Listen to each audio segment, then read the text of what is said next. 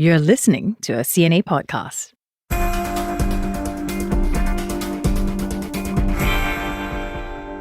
How much do you know about Rohingyas? For many people, the answer is not much. Here are the basics in 30 seconds. The Rohingya are a Muslim ethnic minority group. They lived mainly in Myanmar for centuries, but they haven't had any basic rights because they're not recognized as an official ethnic group and they're denied citizenship. After suffering violence and persecution, hundreds of thousands fled to Bangladesh in 2017 in a fresh exodus after the Myanmar government launched a military campaign. But overcrowded camps, among other factors, have driven many to leave and find refuge in other countries, such as Indonesia.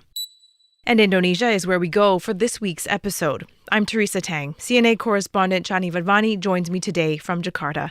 Hi, Chandni. Welcome back to the podcast. Thanks, Teresa. Thanks for having me. Like I said off the top, generations of Rohingya have been on the move, looking for somewhere safe. You headed to the Indonesian province of Aceh recently to see just what it's like for the Rohingyas who end up there. Tell me, what prompted you to look into this story? Well, Teresa, this story had always held my interest, but even more so last year, as we saw an influx of Rohingya refugee boat arrivals, which then increasingly began to be met with resistance from local communities. Now, the Rohingya in Aceh are very much a part of the social consciousness. As per the UNHCR, Indonesia has seen boat arrivals even as far back as 2013. So people are aware of them. Now, generally, the people in Indonesia itself have been what many may call sympathetic even to the plight of refugees, whether Rohingya or otherwise. And Indonesia has paid attention, as we know, via ASEAN as well.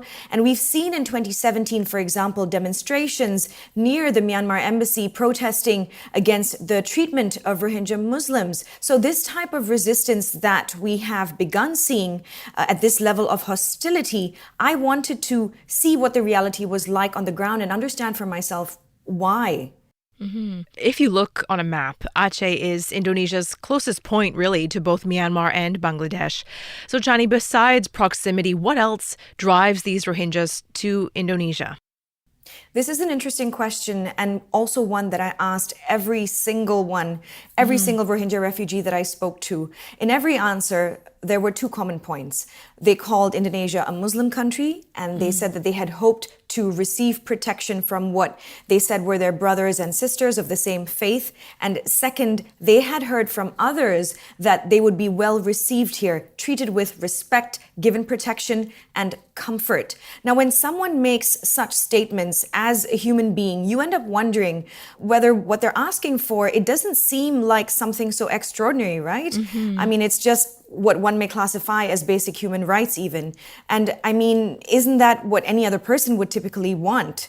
And then I heard their stories, one after the other, and all of the stories are in the same vein. The conditions of where they were previously were so unthinkable, so unbearable for them that they would literally rather die trying to get out and stay in what many would even say are substandard conditions, rather than staying in the same place and still possibly die through what they consider to be far more painful or horrific deaths. Now, just to give you an example, and many of the stories that I heard were the same. The Rohingya refugees, they lost their families, they lost their children in bombs or shootings in Myanmar, and then whoever survived, they were left to fend for themselves, and then they fled and they went to Bangladesh, where they were in Cox's Bazar, which is a refugee hosting site. And over there, they fled there only to face different life-threatening situations. Many Rohingya refugees that I spoke to told me of prevalent gangsterism. They said one lady even showed me her bullet wound. Wow. Yes, and they said they were threatened in Bangladesh. Then after fleeing Myanmar, they were threatened in Bangladesh for money,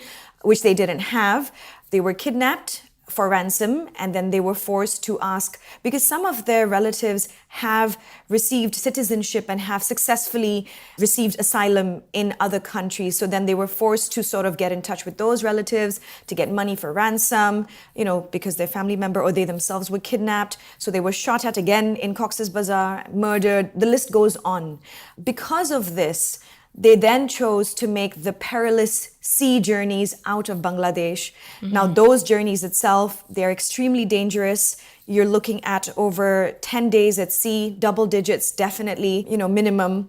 And they're risking security, violence, even sexual violence, malnutrition by the time they get to Aceh's waters. Yeah, and the journey's just the first step, right? You mentioned Cox's Bazar in Bangladesh. And when I think of a refugee camp, I immediately think of a place like that. Cramped is an understatement. There are rows and rows of makeshift structures. They're made of bamboo and tarpaulins. And we know that there's very poor sanitation, very few water facilities. And I understand you went to Kuli and Minaraya camps in Aceh. Can you tell me what that was like? Absolutely. You hit the nail right on the head, Teresa. That is absolutely correct. And what we saw in those camps were, again, quite similar to what you described. So just to give you some context, again, there are currently nine hosting sites in Aceh and North Sumatra. 2 of them are officially designated and have structure. The rest are temporary and are in the form of tents, with the tarpaulin and the bamboo and so on. And we were able to visit 2 of these 9 sites, one structured and one temporary. And then we were also, out of these 9 sites, able to visit one more site, which has now been shut down, and refugees from there moved to other hosting sites. Now, the sites itself differ from each other. The structured one has concrete. The Minaraya camp was a former foundation building for victims of the 2004 Aceh tsunami. So they have a roof over their heads in the literal sense per se. Now, in Minaraya camp, they also have some semblance of routine in their daily lives, like, for example, communal prayers, limited and volunteer-based education for the children, fixed cooking schedules. We saw them cooking up a storm as well for everyone in the camp. And the people that cook are the Rohingya refugees themselves. And medical checkups also on a weekly basis. If I'm not mistaken, in Minaraya, at least it was twice a week, whereas in Kuli camp was once a week. And then the larger halls in Minaraya camp, because it's these massive dormitory-like spaces, right? It's this massive halls.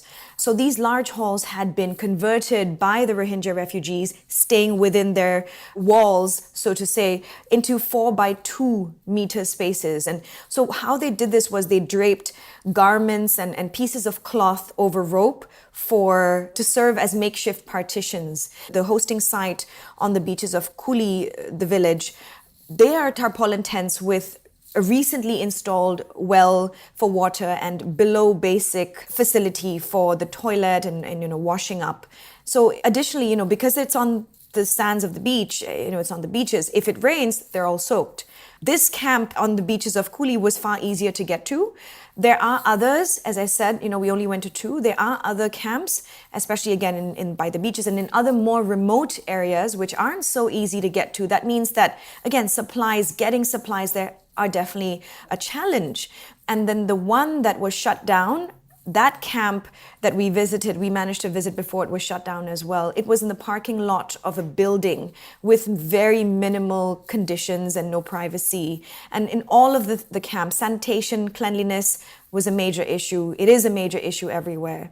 But the key issue for people there that I spoke to, the key issue for the Rohingya refugees in all the camps was that at the end of the day, they are sort of bound to being there indefinitely. They have no idea what their life is like. They have no idea what lies in store for them. And they are limited to the confines of the camps that they are living in. And people were curious, about us. They wanted to talk to us. So getting them to talk to us wasn't an issue. And they were eager to tell us their stories. And having said all of this, despite whatever we may have seen on the ground and despite the conditions that they were living in, people were very grateful to Indonesia, the UNHCR, IOM, other local partners on the ground, officials, for allowing them to be here in Indonesia and facilitating them in whatever capacity that they have been able to do so. Now, I want you to take a listen to Shomaras, a refugee that we spoke to in Minaraya camp. We are very, very grateful to Indonesians, UNHCR, IOM officials. They help us a lot. We pray to Allah for them. Maybe they are the messengers of Allah. We are here for the future for our children and the UNHCR, our parents' replacements. We are sad because we cannot fulfill our children's requests. Here, some people have families in Malaysia or Europe. They can fulfill or buy what their children want, But we don't have family anywhere. Therefore, we don't have money. We can't fulfill our children's requests. What I find interesting, Chandni, is what you mentioned about how the tide has really been changing. These shores were once welcoming, but they've become hostile now, some even protesting the presence of more Rohingyas in Aceh. What has changed? Why is there this pushback now? Well, Teresa, again, it's interesting because if we look at Aceh, Aceh is Indonesia's westernmost province. It is a religiously conservative territory and the only province in Indonesia officially practicing Sharia law. Now, we talk to people in Aceh, we talk to the locals and, not just in the villages, but also in the capital, Banda Aceh, and we asked them this very question. And some things stood out in their responses. Number one, many said that they sympathized and they empathized with the plight of the Rohingya refugees. However, they felt increasingly that Indonesia was being taken advantage of. They said it was okay for them and it was okay by them when, smaller numbers used to arrive in boats. But this influx caused a wave of panic. And again, if we look at Aceh, as of 2022, Aceh was in the top 5 poorest provinces in Indonesia. However, that statistic has been decreasing and Aceh has been doing better in terms of the poverty rate. Nonetheless, many people, especially the hosting communities and within the hosting communities, people feel the burden, they say, of hosting the Rohingya in their vicinities. And their communities worry that more is being done by authorities for foreigners rather than locals. Just to give you another example, the camps and even maybe people selling food, for example, food supplies, or just even if you look at the hosting site in general, things that are being provided to them, things are being provided if it is situated in a local community or within a local community, it is being given to the local community to be given to the Rohingya refugees. So, if it's IOM, UNHCR, they will partner or work with the local people, the local communities in order to facilitate the Rohingya refugees within their areas or being hosted within their areas. We heard of one instance there where the stipend given to certain people or certain local communities, there was some issue that arose from this stipend being given to this particular community, whereby another community sort of felt, why are they getting this stipend but not us? So there are issues like that sort of have cropped up on the ground that have sparked concern within local communities. Now, there's also the fact that people worry that Indonesia and in Aceh in particular will become a landing site for Rohingya refugees. Some people we spoke to, they say, the Rohingya refugees, they cause trouble, they do petty crimes. Escaping from the camps is something that we did hear about from as well. So, there seems to be a divide between people, between those who feel in that way that we don't want authorities to be doing more for outsiders rather than us. And some people who also did tell us that, look, if they cooperate, if the Rohingya refugees cooperate and are able to live side by side peacefully amongst our people without any issues, we are completely fine with them being there. And to give you another example of that, many of the Rohingya refugees that we talked to, they could speak Bahasa Indonesia fluently. Wow. Yes, and some of them even managed to integrate and have their lives intertwined, if you will, with the local community. So in Kuli camp, for example, some of them accompanied fishermen to fish, and so they didn't get money, they didn't get paid for their work, but they got fish in exchange for them to eat. Let's take a listen to what one Aceh resident had to say in terms of why she was objecting to the Rohingya being there.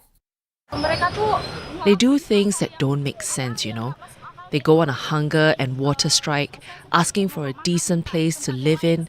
They have come here uninvited, but they feel as if this is their country. All right, so it sounds like clearly different levels of integration, different levels of acceptance as well. I'm trying to picture these refugees, right? They finally make it to land. They have little more than the clothes on their backs, and they're disembarking these boats.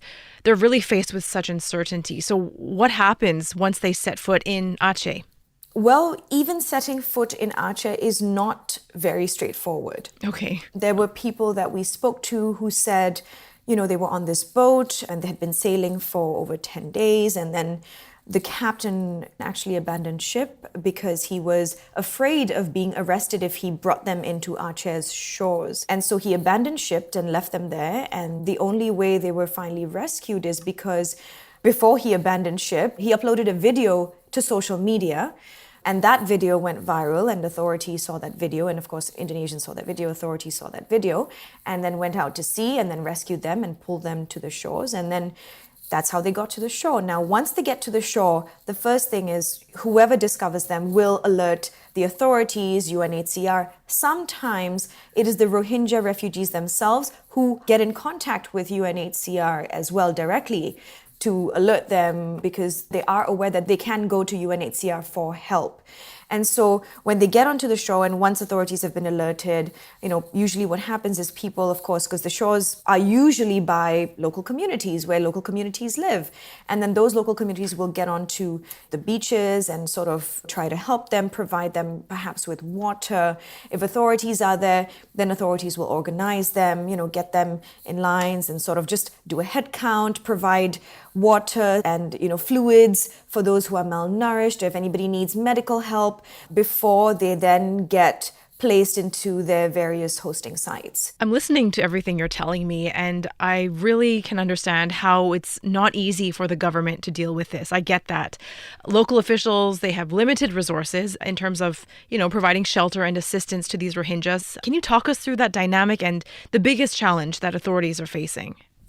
That's right. So the biggest challenge for all parties vary, right? Because they all have different angles and different things that each party is sort of working towards and working for, different interests.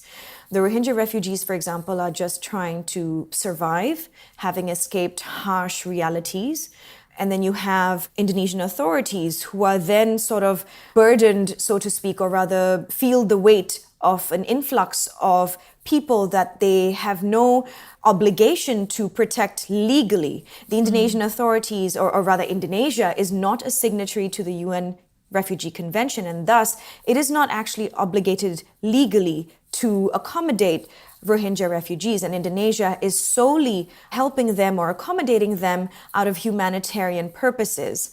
And then you have, of course, the UNHCR, the IOM, who then are faced with the mountain of task of having to facilitate them and sort of not integrate, but sort of provide them with a better living conditions than what they came from. And that involves facilitating them via local partners, local communities. So this means with so many, you've heard of the saying, too many cooks spoil the cooking. And similarly, with so many parties involved, it's not a smooth ride for anybody. So, for example, the biggest challenge for the UNHCR, for example, is to sort of provide the Rohingya refugees with some sort of predictability. Because right now, the biggest challenge is unpredictability. There's no predictability. In terms of what happens when they come here, there's no SOP in terms of, so they come and then what happens, which site do they go to immediately? Because there's no fixed camp, for example. There are so many camps. The camps are scattered. How long do they stay here? Some of them have been here for years. And then you have authorities we talk to also face this, they tell us of this resistance from communities, right?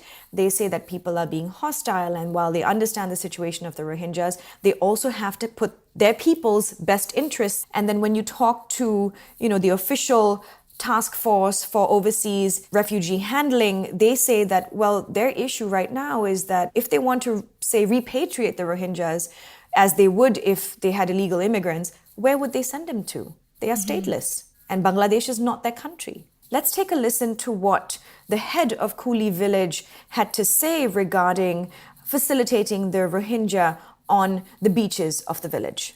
Kekurangannya banyak kali. Like this is the camp. Well, if it rains, it's a pity. That's the first thing. Second, the clean water. It's only after 2 weeks of the refugees being here that there's now a well, and the facility for bathing, washing, and using the toilet is like that too. Even though I've told the IOM, UNHCR, and YKMI and other institutions, I've told them, Please immediately deal with what's at Kuli camp. Don't let it happen that people later throw rubbish carelessly and defecate in the open. So it could lead to contamination, especially since there are almost 200 people here. The UN Refugee Agency, just in March, they called again for the international community to contribute $850 million to support Rohingyas as well as their hosts in Bangladesh. In Indonesia, though, Chandni, what are authorities doing to keep the peace and also to help those who end up there? Now, if we look at the situation here and what authorities are doing, in Aceh and North Sumatra, as I said before, and we know that there are 9 different sites, 9 different hosting sites that the boats landing nearby there. And the process of getting Rohingya refugees to other sites, that's not a straightforward formula. 2 sites that have been formally designated by authorities, and those 2 sites cannot receive more because the conditions then would be even worse, and then they would be very crowded, overcrowding in fact. So they are limited in terms of those 2 officially designated sites, which, as I spoke about earlier, have some sort of structure. And so the UNHCR are working with authorities to try and identify some new locations that will allow camp consolidation, but also long-term, take a listen to what the UNHCR are doing to sort of work with authorities in efforts to provide perhaps what they hope can be a more long-lasting and sustainable solution. Allowing a more broader sort of scope for Indonesia as a country where refugees can stay for some time, maybe not permanently, but at least with some more predictability than just transit, I think would be a very helpful contribution. Towards the end of last year, 9 boats carrying more than 1,500 Rohingyas disembarked in Aceh, and it was the largest arrival since 2015 and the so-called Andaman Sea crisis. What's next, Chandni? In terms of these growing hostilities, do you think Rohingyas are still willing to risk the journey to Aceh, or do you think they'll just look somewhere else? People that we spoke to, Teresa, we asked them, hey, did you know that Indonesia is actually not legally obligated to accommodate Rohingya refugees, as it is not a signatory to the UN Refugee Convention? Some were aware and some were not. It was a mixed bag in terms of responses. Those who were aware told us that, yes, we were aware, but either they needed to look for medicines perhaps for a family member and they believed this was their best option to save that family member's life, or the situation wherever they were in Bangladesh and prior to that Myanmar was so dire that it didn't matter that they knew Indonesia would not accept them. They still felt Indonesia is a better alternative.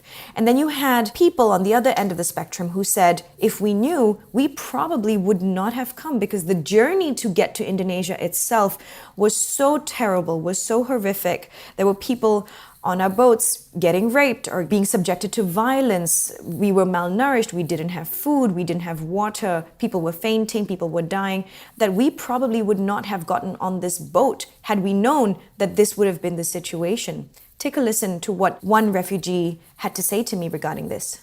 We didn't know that Indonesia had not signed on to accept refugees. Had we known, maybe we wouldn't have come. What we heard is that in Indonesia, it is well facilitated and we are welcome. It is safe, peaceful, and provided with facilities for children. At the heart of this story is the fact that Rohingyas are stateless. They're barred from citizenship in Myanmar. So now, having done this assignment, speaking to them firsthand, what does being stateless mean to you, Chandni? If someone was listening and they took away one idea or one message about these people and their plight, what do you think it should be? I think it's really important to keep perspective on all sides. The difference between somebody who has a state or who belongs and versus somebody who is stateless is simply where you were born and the cards that life deals you, essentially. And so with regards to this crisis and this situation specifically, this is a crisis and situation where it is extremely complex and it is no easy feat for all parties involved. The Rohingya refugees who have to choose between life or death, Indonesian officials who have to deal with an influx of refugees, Rohingya refugees, who aren't actually obliged to do so legally and who have to put their own people first. UNHCR and IOM and other humanitarian partners facilitating the Rohingya here who have limited resources. Everyone is trying hard to make the most with what they have. And so it's important to keep that perspective in mind, I think. Chandni, what an unforgettable assignment. Really appreciate you sharing this story with us. Thanks, Teresa. Always happy to speak to you. And before we go, a reminder that the TV episodes of CNA Correspondent air every Wednesday at 9:30 p.m. Singapore, Hong Kong time. And find Chandni's reports on YouTube as well as on cna.asia. The team behind this week's episode is Saya Win, Rosalie Pute, Clara Ong, Crispina Robert, Craig Dale, and myself, Teresa Tang. Thanks very much for joining us.